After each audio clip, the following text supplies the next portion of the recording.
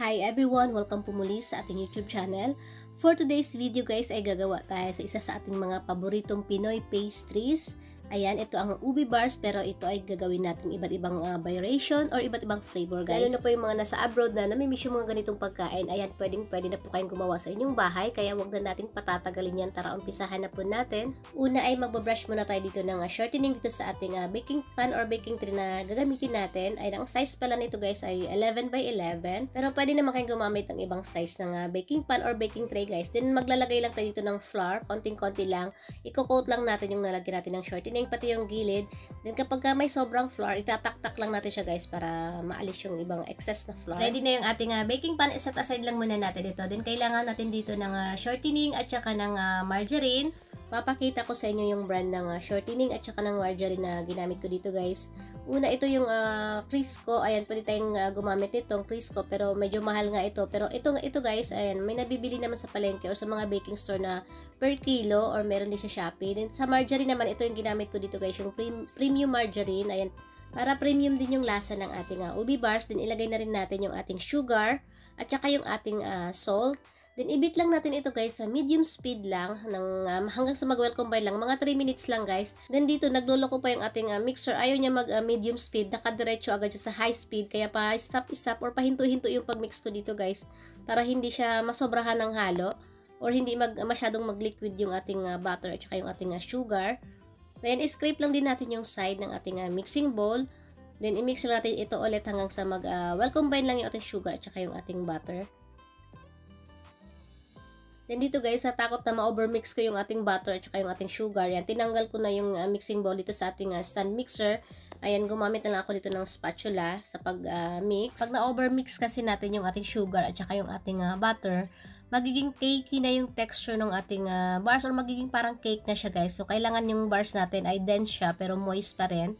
Ayan, then gumamit na lang ako dito ng mixer para i-continue siya ipag-mix. Then, ayan guys, pwede na ito. Ilagay na natin ngayon yung ating dry ingredients, yung ating baking powder at saka yung ating soft flour or yung ating third class flour. Itong third class flour guys, ito yung ginagamit sa mga pastries or yung mga biscuit na type ng dough. Dahil napaka-konti lang ng gluten content niya doon sa flour.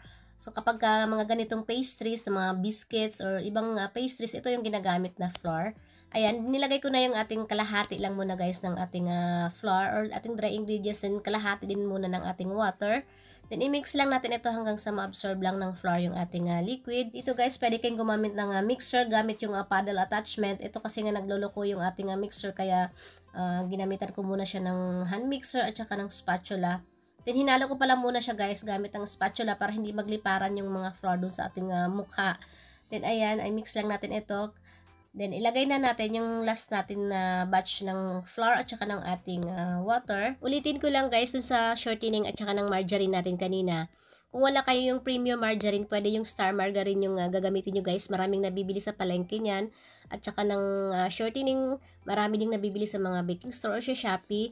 Ayan, kasi yun talaga yung pangkaraniwan o yung ginagamit sa mga bakery kapag gumagawa sila ng mga ganitong pastries, yung star margarine at saka ng shortening. At saka mas mabango po yung star margarine kung yun po yung gagamitin nyo. Then ayan guys, minix ko lang siya ng konti gamit ang aking kamay hanggang sa medyo mag-absorb lang yung butter dun sa ating flour. Then gumamit ako dito ng stand mixer ulit ng paddle attachment. Ayan guys, nakikita nyo mabilis talaga yung ikot niya kaya saglit ko lang siyang minix.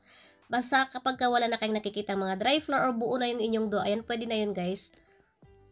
Ita-transfer lang muna siya dito sa ating mat. Ayan, ilalapad lang muna natin ito ng konti lang guys para hindi tayo mahirapan mag-spread dun sa baking pan or sa baking tray.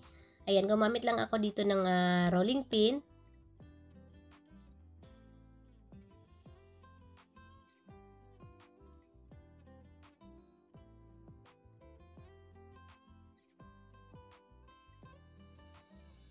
Then, ililipat na natin siya ngayon dito sa ating baking tray or baking pan. Then, continue lang natin yung pag-spread natin hanggang sa magpantay lang yung kapal niya.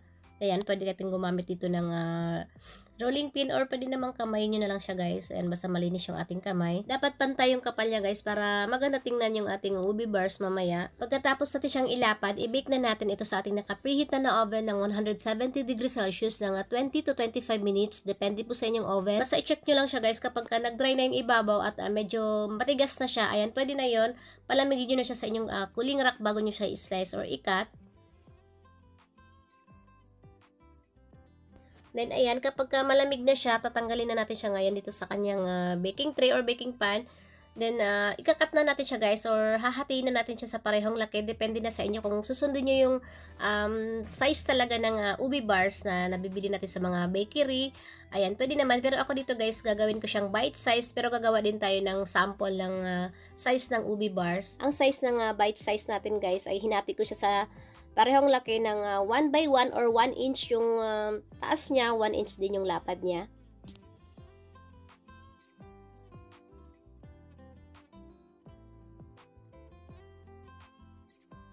Then ito guys, gumawa ako dito ng size ng ubi bars na nabibili natin sa mga bakery. Ang size nito guys ay 1 inch yung lapad niya, then 3 and 1/2 inches naman yung taas niya. Then ayan yung texture niya sa loob, dense pero moist pa rin yung loob niya guys.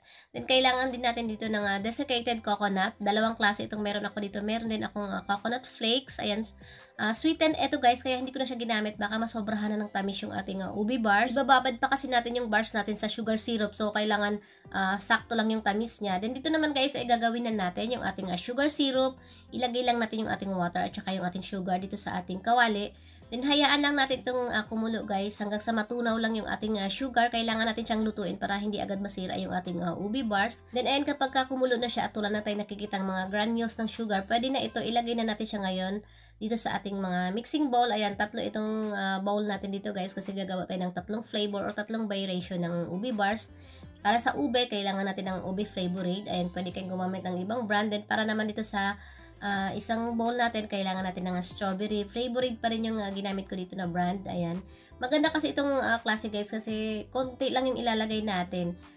Masyado siyang makulay na. Then dito naman sa ating pandan flavor, ayan, wala kasi akong pandan flavored kaya ito yung McCormick yung ginamit ko dito guys. Sinag-add lang ako ng konting green na food coloring para maging kakulay niya yung pandan flavor. Then ngayon mag-i-start na tayo mag-soak ng ating bars. Ayan, ilulubog lang natin siya guys pero wag naman nating tagalan kasi baka naman lalambot naman yung ating bars. Ayan, basta kapag na-coat lang siya ng syrup, ayan, pwede na yun. Then, i-coat na natin siya ngayon ng desiccated coconut natin. Yung iba, tinatoast pa nila yung desiccated coconut. Pero sa akin guys, hindi ko na siya tinoast kasi mas maganda tingnan kung puting-puti yung ating desiccated coconut. Pwede naman siyang kainin guys kahit hindi siya ito-toast or lutuin. Then, ito na yung ating bite size na ube bars. Then, same procedure lang lahat guys dito sa ating strawberry na flavor at saka sa ating pandan na flavor. Ganun lang din yung gagawin natin. Basta wag natin pasobrahan ng soak or ng babad guys kasi maliit siya or bite size lang kasi siya. So, madali siyang lumambot or mas madali siyang mag-absorb ng liquid.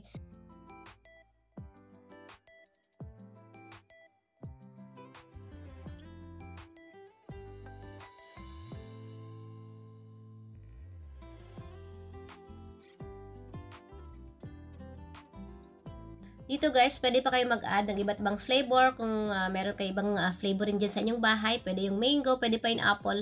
Marami namang nabibiling mga iba't ibang flavorin guys para mas marami kayong flavor na magagawa. Pero yung original talaga nito, yung ube, ayan, yung shelf life pala nito guys ay tumatagal siya hanggang 3 days lang, 3 to 4 days, ayan.